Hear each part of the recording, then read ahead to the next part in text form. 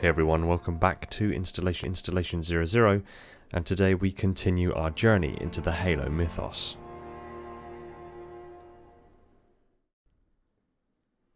"100,000 years would pass before humanity returned to the stars.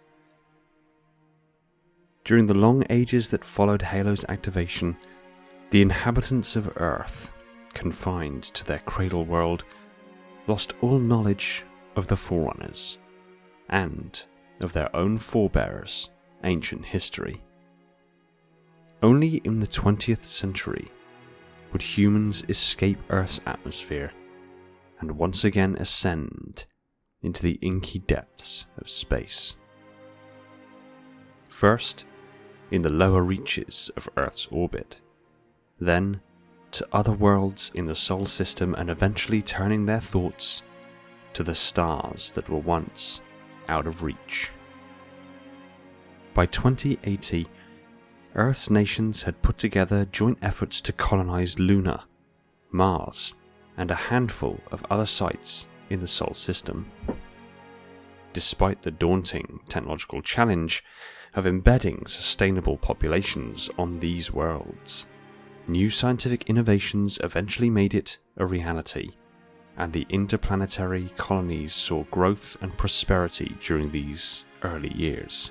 In the mid-22nd century, two militant movements emerged among Earth's colonies, dramatically altering the political landscape. The first, originating in Mars's mining city of Onotoria, was known as the Kosleviks after Vladimir Koslov and his family. They were miners turned activists, railing against what they saw as financial exploitation by the corporations that dominated the colony. After the violent takeover of three major mining facilities, the Kosleviks were deemed terrorists by the United Nations. Their ideas, however, gained momentum across Mars and rural parts of Luna among people who felt government-sponsored companies were violating the rights of colonists. The other hostile ideology, the Freedom Movement, grew out of Catreus, a major city on the Jovian moon Europa. Although the term Frieden is German for peace, the movement quickly escalated to violence. In 2158, the Friedens targeted an embassy in the European city of Thynia, levelling the structure with military-grade explosives.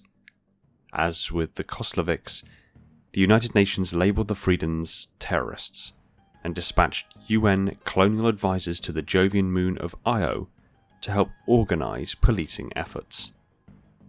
In the years that followed, few colonists remained neutral, and both militant groups grew rapidly in support and resources.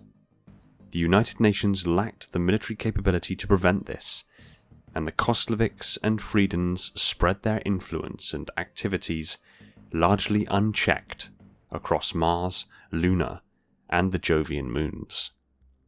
Eventually, the two sides clashed due to their directly opposing politics.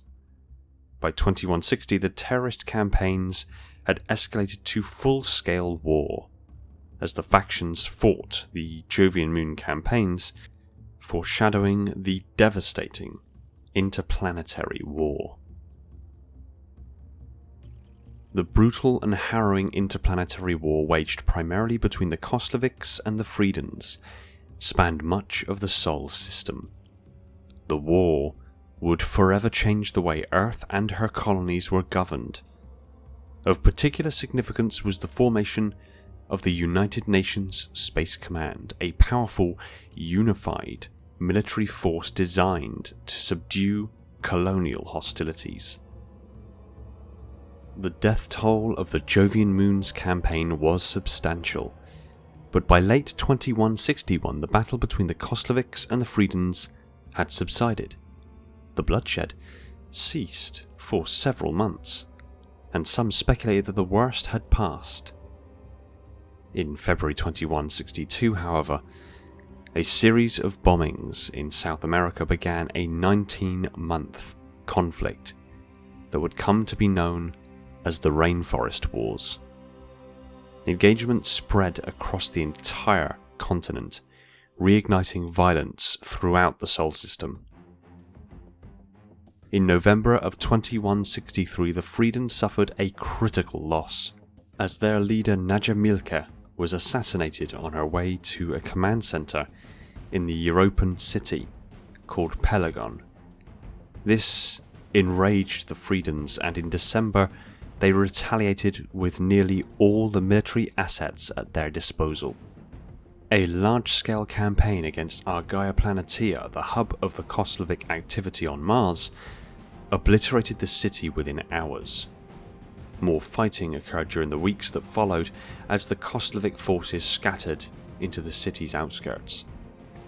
The United Nations had by now formed a composite military force, which would eventually be called the United Nations Space Command, or UNSC, and deployed it to the Martian terrorists' most combat-intensive areas. By January of 2164, the conflict historically known as the Interplanetary War had officially begun. The battle on Mars lasted 2 full years, as the United Nations bombed Koslovic remnants, stamping out any Martian opposition. Despite the vast death toll, there was little concern on Earth about the ethics of these strikes. Most felt that they were justified as a way to prevent the violence from spreading to their own soil. Although the Koslovic suffered extensive losses in the early parts of the Martian assault, they continued to thrive on Luna and in isolated parts on Earth. In August 2167, however, Vladimir Koslov and his family were killed in a bombing near Lake Autolycus on Luna. While the UNSC denied involvement, many believed that the Freedens were not capable of carrying out such an attack. Whatever the cause, this act severed the head of the Koslovic movement. Despite some difficulty on the UNSC's part, Europa, Io, Ganymede and Callisto all saw large-scale invasions by marine forces, resulting in the destruction of hundreds of Freeden bases and weapons caches. The last of the Freedens fought savagely under Oscar Bauer, nephew of Najamilke, but by 2169, little remained of their movement. Before long, the vast vestiges of both the Koslovics and the Freedens were apprehended by the UNSC.